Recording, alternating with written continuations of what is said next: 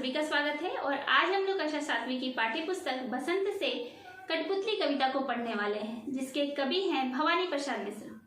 बच्चों, इस कविता में कवि ने कठपुतली के मन की व्यथा को दर्शाया है। वही कवि कठपुतली के माध्यम से हमें अपनी स्वतंत्रता के प्रति सचेत करना चाहते हैं। कवि हमसे कहते हैं कि स्वतंत्र होना जितना जरूरी है उतना ही जरूरी है स्वतंत्रता को बनाए रखना, और हमारे द्वारा किए गए कार्य का जब प्रभाव किसी और के जीवन पर पड़े तब हमें अपने कार्यों को सोच समझकर करना चाहिए। इसके साथ साथ कवि ने यहाँ पे कठपुतली का मानवीकरण करते हुए अत्यंत सुंदर ढंग से हमें यह संदेश देते हैं कि स्वतंत्र होने के साथ साथ हमें हमारा आत्मनिर्भर होना भी कितना जरूरी है। आगे हम लोग कविता को पढ़ते हैं और फिर इसके भाव को अच्छे से समझते हैं। कठपुतली गुस्से से उबली, बोली ये धागे क्यों है मेरे पीछे आगे, इन्हें तोड़ दो, मुझे मेरे पाँव पर छोड़ दो।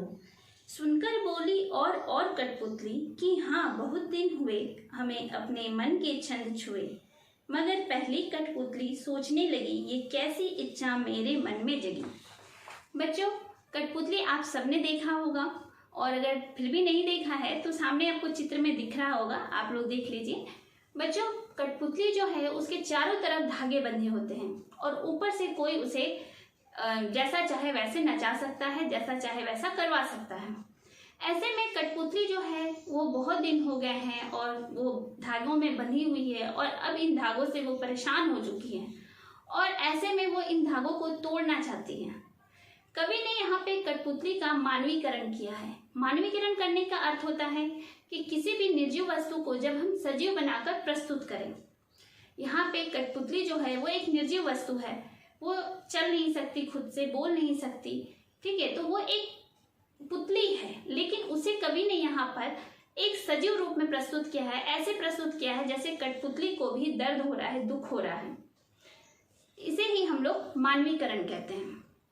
कवि यहाँ पे कठपुतली के मन की व्यथा को व्यक्त कर रहे हैं कि अगर कठपुतली को सच में दर्द होता तो वो क्या महसूस करती, उसकी क्या स्थिति है। और कठपुतली की जगह पे जो हम सब इंसान भी कई बार लोगों की कठपुतली बन जाते हैं। कई बार ऐसा होता है कि हम किसी और के इशारे पे नाचते हैं।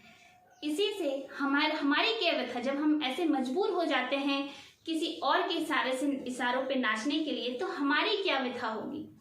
इसी तरह से कवि ने कठपुतली की व्यथा को व्यक्त किया है।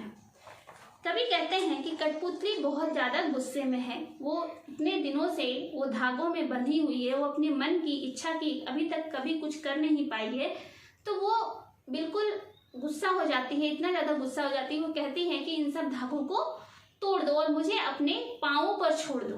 मैं स्वतंत्र होना चाहती हूँ, मैं आज़ाद होना चाहती हूँ।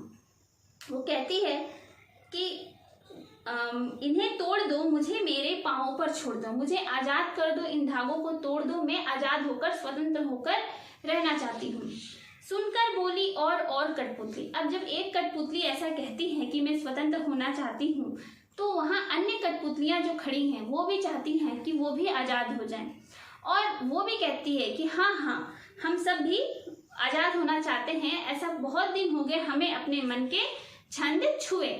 छंद छुए का मतलब होता है अपने मन के कार्य किए हुए। तो अपनी इच्छा से कठपुतली बहुत दिन हो गए अपनी इच्छा से कोई भी कार्य नहीं की है। हमेशा उसे कोई ना कोई उसे अपने इशारों पर नचाते रहता है। ऐसे में कठपुतली जो है वो आज़ाद होना चाहती, स्वतंत्र होना चाहती है। और जब कठपुतली अपनी इच्छा व्यक्त करती है स्वतंत्र होने की, तो अन्य कठपुतलियां भी उसका साथ देती हैं और वो भी विद्रोह करने के लिए तैयार हो जाती हैं। वो कहती हैं कि हाँ हम भी स्वतंत्र होना चाहते हैं, हमें अपने मन के किए हुए काफ़ी दिन हो चुके हैं। लेकिन जब वो पहली कठपुतली जब देखती है कि सारी कठपुतलियां भी उसके साथ स्वतंत्र होना चाहती हैं, तब वो सोच में पड़ जाती है। वह कहती मगर पहली कठपुतली सोचने लगी ये कैसी इच्छा मेरे मन में जगी। अब जब सारी कठपुतलियां उसका साथ देने के लिए तैयार हो जाती हैं, वो भी विद्रोह करना चाहती हैं, तब कठपुतली थोड़ी सोच में पड़ जाती है।